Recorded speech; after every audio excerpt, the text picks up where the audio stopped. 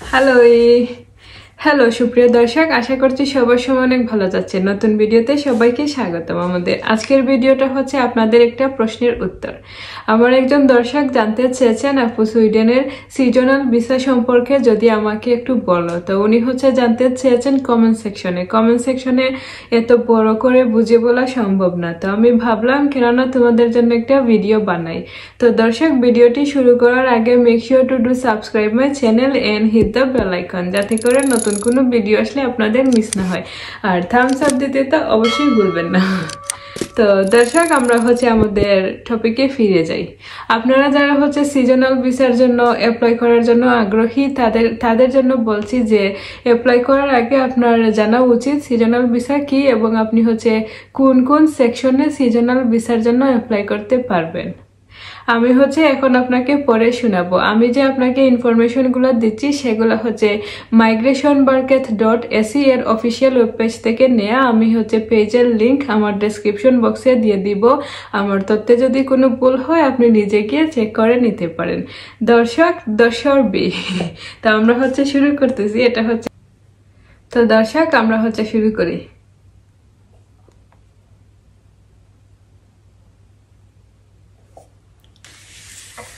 Seasonal work is a fixed-term employment for work that can only be carried out during a certain part of the year due to weather or other natural changes. Seasonal work সেটা হচ্ছে বছরের একটা নির্দিষ্ট সময় আপনাকে দেওয়া হবে এবং সেটা হচ্ছে নির্ভর করে আবহাওয়ার উপর বা প্রাকৃতিক পরিবর্তন সেগুলোর উপর। মনে রাখবেন, এটা হচ্ছে একটা নির্দিষ্ট সময়ের জন্য। Seasonal work is common in agriculture, horticulture, hotels, restaurants, golf and ski resorts, tourism, and in amusement and theme park operations, for example. সাধারণত সিজনাল ওয়ার্ক সেটা হয় এগ্রিকালচার, আমরা সবাই জানি সেটা হচ্ছে কৃষি।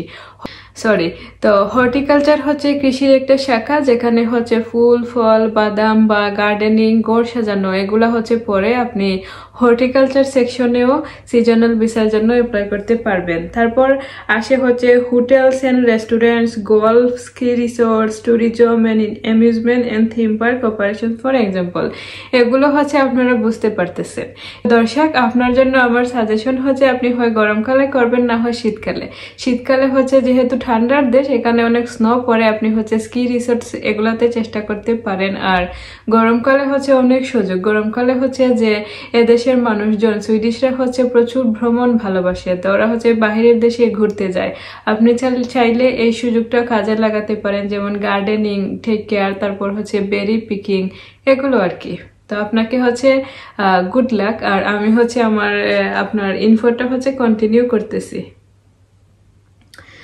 তারপর আসি হচ্ছে আপনার what does it cost to apply. আপনি যখন অ্যাপ্লাই করবেন তখন আপনার কত টাকা লাগবে। আপনার অ্যাপ্লিকেশন ফি বাবদ আসবে মাত্র 2000 সুইডিশ ক্রোনা। আপনার অ্যাপ্লিকেশন ফি হচ্ছে 2000 Swedish krona.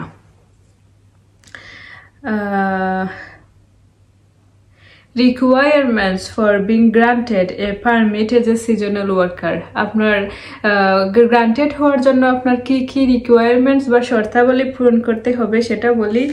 You must have a valid passport. এটা হচ্ছে সবাই জানেন আপনারা যে একটা ভ্যালিড পাসপোর্ট থাকা দরকার।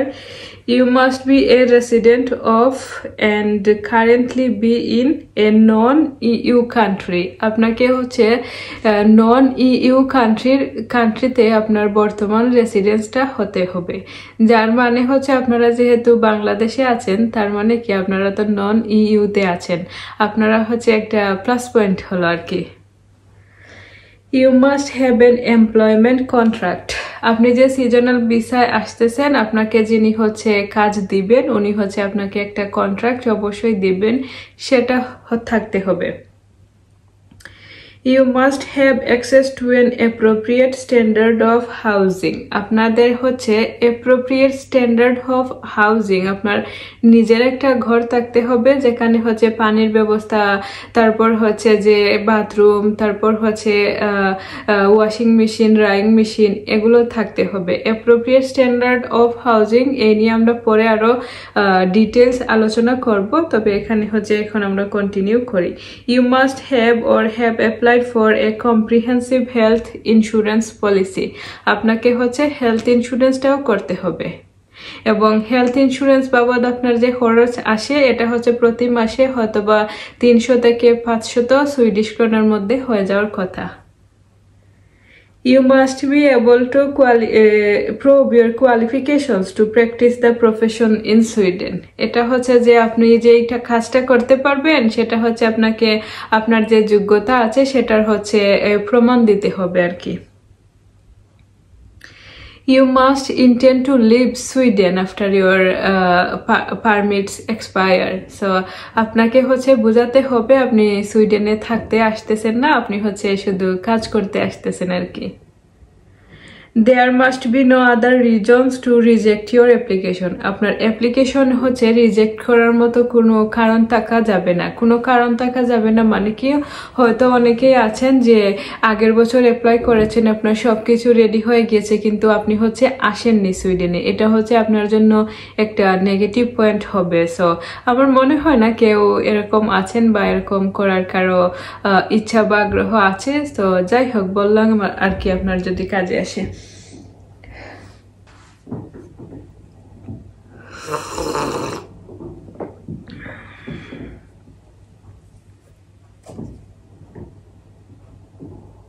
দর্শক এখন আসি হচ্ছে what is appropriate standard of housing এই বিষয়টাতে।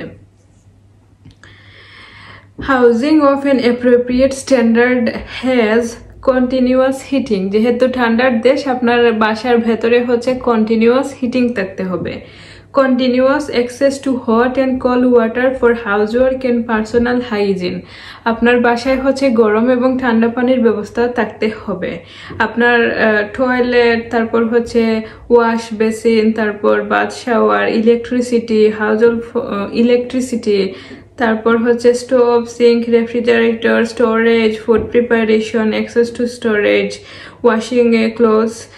ওয়াশিং মেশিন যেটা সেটা হচ্ছে যে আপনার বাসার ভেতরে বা আপনি যদি কোনো বিল্ডিংয়ের ভেতরে থাকেন সেটা বিল্ডিংয়ের ভেতরে থাকলেই হয়। তো এটা কি, এটা হচ্ছে যে একজন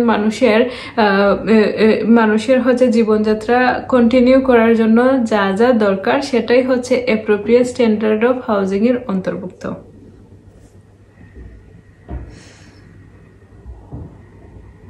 এই যে এখানে হচ্ছে সুস্পষ্টভাবে দেয়া আছে অ্যাপ্লাই। আপনি যদি এইখানে যদি আপনি ক্লিক করেন তাহলে আপনি হচ্ছে জানতে পারবেন যে আপনার অ্যাপ্লিকেশনের যে প্রসেসটা সেটা হচ্ছে আপনি না, আপনার যিনি এমপ্লয়ার আছেন উনি হচ্ছে শুরু করবেন। উনি শুরু করবেন কিভাবে, সেটা হতে পারে অনলাইনে বা পেপারের মাধ্যমে। এই ওয়েবসাইটের মধ্যে হচ্ছে পেপার বা ফর্ম যেটা সেটাও অলরেডি দেয়া আছে। আপনার যিনি এমপ্লয়ার আছেন আপনি ওনার সাথে যোগাযোগ করবেন, উনি হচ্ছে মাইগ্রেশন বার্কেটকে পাঠাবে সবকিছু ফিল আপ করে। তারপর মাইগ্রেশন বার্কেট হচ্ছে আপনার সাথে যোগাযোগ করবে, হয় আপনার কোনো ইমেইল আছে ইমেইলের মাধ্যমে অথবা হয় পেপারের মাধ্যমে।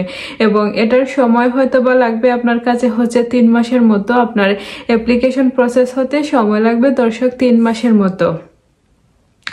তারপর আরো একটা গুরুত্বপূর্ণ বিষয় হচ্ছে স্যালারি। আপনার স্যালারি কত হওয়া উচিত আপনার কন্ট্রাক্টে? আপনার স্যালারি হওয়া উচিত গুড লিভিং যেটা বলা হয় আর কি সুইডেনে, সেটা হচ্ছে 13,000 সুইডিশ এসিকে পার মান্থ। আপনার স্যালারি হওয়া উচিত 13,000 সুইডিশ এসিকে পার মান্থ।